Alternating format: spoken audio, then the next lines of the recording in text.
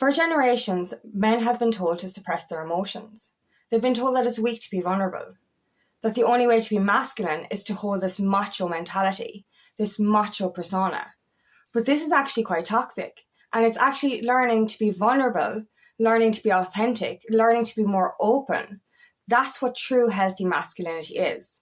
So if you want to be a real man, you actually have to let down your walls and show your soft side, because toxic masculinity is something that we've been surrounded by for so long, and it's time to embody those healthy masculine traits. My name is Angela Cleary. I'm a feminine empowerment coach. I specialise in healing after narcissistic abuse, and I also offer twin flame and spiritual guidance. This is the thing, and I know a lot of people will get triggered by the words toxic masculinity. What do I mean by toxic masculinity? Toxic masculinity is that suppression of emotion, that macho mentality, this fucking I'm a fucking man and I build fire energy, instead of being vulnerable. They think that they've learned that in order to be accepted by other men, they need to be a certain way. In order to be actually truly masculine, they need to be rough. They need to be aggressive. They need to be dominant. They need to be controlling. And these are just some of the traits that toxic masculinity can come from or can embody. This is the thing. What kind of traits did men learn? What kind of behavior have they been surrounded by?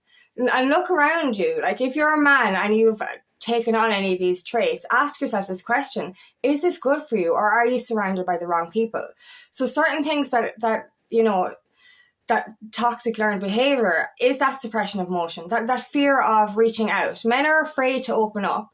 Men are afraid to speak their truth. Men are afraid to be authentic. They're afraid to be vulnerable. And they're afraid to ask for help. This has led to so much mental health issues among men, which is heartbreaking, because, oh my God, it really bugs me, because for generations, men have been told, don't open up, don't express your emotions, that's weak, and to hold this toxic, dominant energy, and then this can come out in volatile ways, which is aggression, abuse, misogyny, sexism, substance abuse, overworking, feeling the need that, the only way I'm going to be seen as a real man is if I work like a fucking dog, or, if I maintain this masculine or macho persona. You know what I mean? And oh, Jesus, it's fucking toxic. It really is. Women don't want that. You know what I mean? You're not going to spend the rest of your life with the group of toxic masculines that you're learning this behavior from. Your future wife or future partner is going to want you to be open and vulnerable. Men have this mentality of, I need to protect, I need to provide, and that's my way of showing love. But that's not what women need anymore, or your partner needs anymore. We don't need protection in the physical sense. We need emotional protection. And this is another thing. Healthy masculinity means embodying emotional intelligence, owning your emotions, understanding your emotions, expressing your emotions. Being vulnerable is the greatest superpower and the greatest strength you'll ever have. We've been told, with anyone, we've been told that being vulnerable is a weakness. Oh my God, when you surround yourself with this toxic masculine barrier, I'm a fucking man, I build fire, that's actually cowardly. I'm sorry, and I'm sorry if I trigger people through this video, but that is cowardly. If you actually want to be really show your strength and courage, that is by being vulnerable. That is by asking for help. And that's another thing, and I actually lived, we all have a balance of masculine and feminine energy. And we all have to get it to that even equality, where we actually can embody both sides of that personality in a healthy way. Now, I grew up in a toxic masculine household, and I actually embodied toxic masculine traits for a lot of my life. I was one of the boys, I drank like the boys, I treated women like the boys did. It was just, I had this inner misogyny towards myself and other women. Women didn't like me, I didn't like women. And now I fucking love women because I'm embodying my feminine energy. But back then, I actually understood what it was like. I was the kind of person who didn't express my emotions. I was the kind of person who didn't ask for help. And that's this is one of the ones that upsets me the most. Because because I've done this, but it breaks my heart to see men do this, is that they won't ask for help. They won't be vulnerable. They won't express how they're feeling. And that's heartbreaking, not just for them, but for the people around them. In not asking for help from the people that love you, you're hurting them as well as hurting yourself. And this can go for men and women. You know what I mean? When we don't ask for help, when we don't express our emotions. And I used to think if I don't ask for help, I'm not a burden to anyone. But people want to help you. The people around you care about you. The people around you want to see your truth. And can you really say that, the way you've been behaving in this macho mentality, caveman I build fire energy, is that healthy for you or the people around you? Do you embody high emotional intelligence? Can you express yourself? And this is leading to, when you can't express yourself, you're putting on this mask. You're wearing a mask in front of the rest of the toxic masculines in your life. And that's what it is. It's you put on this persona that isn't really you. So you're inauthentic. You're never going to truly be yourself if you're putting on this front to feel like you need it to fit in. It's this mentality of this generational learned behavior, thinking you have to be a certain way in order to be a real man, which is bullshit. Because things have changed completely. As I said, a woman doesn't need, or a partner doesn't need, their man to come in with this toxic behavior. Sorry if I keep saying the word toxic. I hate that word. But this unhealthy behavior. It's it's this kind of I provide. This is my love language. But we want to see vulnerability. We want to see you express yourself. This energy, this is another unhealthy masculine trait, is, this mentality of treat them mean to keep them keen. It's if I don't express myself to her or the person that I'm interested in, then they'll want me more. And then you're getting the advice from the other unhealthy masculines in your life. It's oh yeah, you don't express yourself to her. Don't feel that's weak. No. Opening your heart, showing your vulnerability, showing who you really are underneath that conditioning and that learned behavior. That's manly. That's masculine. That's healthy masculinity. And this is the thing. With these kind of unhealthy traits, it's leading to more and more mental health issues. Because I believe that any kind of anxiety and depression is a disconnection from who you truly are. And that's a fact with anyone, and I believe that myself. I used to suffer from anxiety and depression because I was wearing a mask that didn't belong to me. I embodied toxic masculine traits as a way of protection, because that's another thing, right? We as I said, we have a balance of masculine and feminine energy, and to embody both on an equal level, we need to feel safe. When we have excessive masculine energy, that's this kind of barrier of, if I have these walls up, if I maintain this strength, then I can't be hurt. And that's exactly what it is. We're afraid to be authentic. We're afraid to express our emotions because we're afraid to get hurt. And we perceive that as weakness. But it's in embodying that healthier masculine energy, or that feminine energy even, that we can actually learn to feel safe. And it is about feeling safe. And oftentimes with men, they learn this behavior from their fathers or from their grandparents. So generation before, it was more and more volatile. It was more and more aggressive. There was a lot of strictness, abuse, substance abuse, and lack of affection from fathers towards their sons. And that's one of the biggest things that the reason men adopt this energy is, not only do they learn it from their father, but they feel that the only way that they will get affection from their father or acceptance from their father is by maintaining this masculine energy, this macho energy. The more manly I am, the less I open up about my emotions, the less he will see me as weak. If I don't cry, he'll think of me as stronger. And that's what they did. That's what that kind of behavior that for generations we were taught, or men were taught. I keep saying we, but I did live in a masculine household. There was me, my dad, and my brother. So I was a part of that energy for a long time. You know, like I'll tell you that myself, like unconsciously, and I didn't even discover this until I actually walked away from those dynamics. But I unconsciously, it's funny, it was so funny. I was a girl living with two men, and I felt like I was outcast. I was like, how can I be like them? How can I be accepted by them? And this was an unconscious thing that I unconsciously wanted to be a man in order to be accepted by my dad and my brother, only because I was the only girl and I felt like I was different. And that's the same kind of mentality a boy will have towards their father as well, or their brothers even. Is this thing, like, it's like the more manly I am, the more I'll be accepted.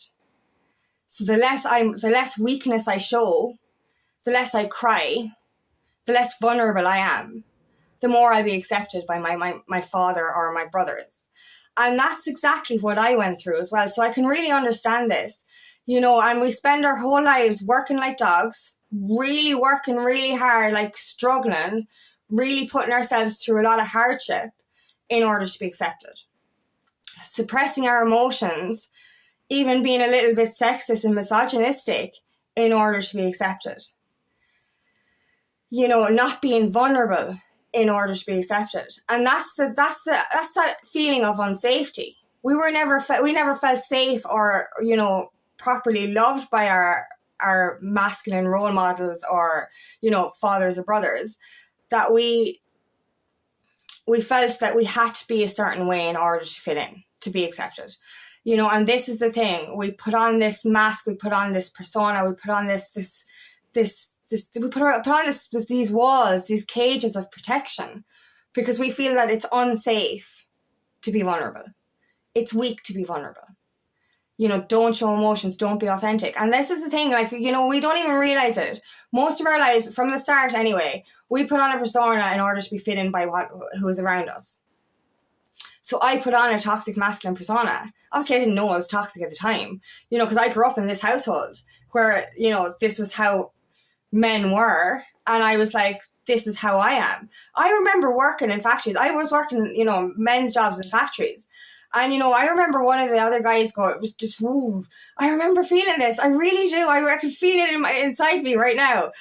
He compared me to one of the other women that were working there. And like where we were working, it wasn't a place for women. It was very, very heavy lifting. Now, I was really good at that because I'd worked with my dad most of my life doing timber flooring and carpentry and all that kind of stuff. So I was strong. And one of the men there compared me to other women. And I was like, fuck you, don't you dare call me a woman. That's how bad I'd gotten. And that was how bad I disconnected from my feminine side or my healthy masculinity. That was really bad. Like, and it breaks my heart. As I said, I had inner misogyny and I had sexism towards women. Like, I am a woman and I'm proud of that now. But like, that's how I felt. And that's because I was surrounded by men my whole life. I chose to hang around with boys more so than women. You know, I worked in masculine roles. I drank like a fucking man. I cursed like, I still curse an awful lot, but that's the Irish mentality as well. But you know what I mean? I grew up in that kind of environment. And I know now after healing that I did that in order to be accepted by my dad and my brother because I was so different, because I was a fucking girl. How does a girl, you know, fit in a man's world? She tries to become a man. This is where tomboys are made, like, do you know what I mean? Because we want that same thing, you know, like, especially if a man has a daughter instead of the son he wanted, you know, she's there going looking for the affection from her father, so she embodies toxic masculine traits as well. So it can happen for both men and women. So this is why a man really does put on these not put on, but adopt these behaviors. They're not just learned behaviors from the people they've been, you know, grown up with or in their environment. It's this kind of need to be accepted. But things have changed dramatically. You know what I mean? You want to be accepted by healthy, you know, people in your environment. You know, your future partner, you know, how do you want to be for your children? Do you want your children to embody this behavior and to feel unaccepted and unwanted and to need to be a certain way in order to fit in? You know, this is another thing. Like, you know, if you're in that energy, it's not just about unlearning it for you. It's unlearning it for your future partner. It's unlearning it for your future children. Because this is it. Healthy masculinity is expression. It's vulnerability. It's openness. It's kindness. It's compassion. It's empathy. It's having high emotional intelligence. It's speaking your truth. It's not worrying about what other people think, especially what other men think. Because no matter what, the only person that's important here is you and how you feel in your skin. Are you doing things that go against your true morals and true values just to be accepted, just to fit in to a world that you don't even belong in anymore? You know, are you pushing people away that love you, that are healthy for you, that are good for you, because you're listening to the advice of that generational trauma, that generational cycle, that generational toxicity? You need to ask yourself that, because do you really want to spend your whole life embodying these traits surrounded by the same people that are still conditioned into that behavior? Or do you want to feel good in your own skin? Do you want to feel that you can be authentic, that you can be vulnerable, that you can be real? Because who you are embodying with these traits, these unhealthy traits, that's not who you are. And that's not who I was. You know what I mean? Like, I really went so far away from my feminine energy. It was disgusting. It was absolutely disgusting. It was really disgusting. I had to apologize to some of my friends, female friends, for how I treated them. It was absolutely rotten. You know what I mean? And like, that's learned behavior. Growing up learning that toxic masculine mentality.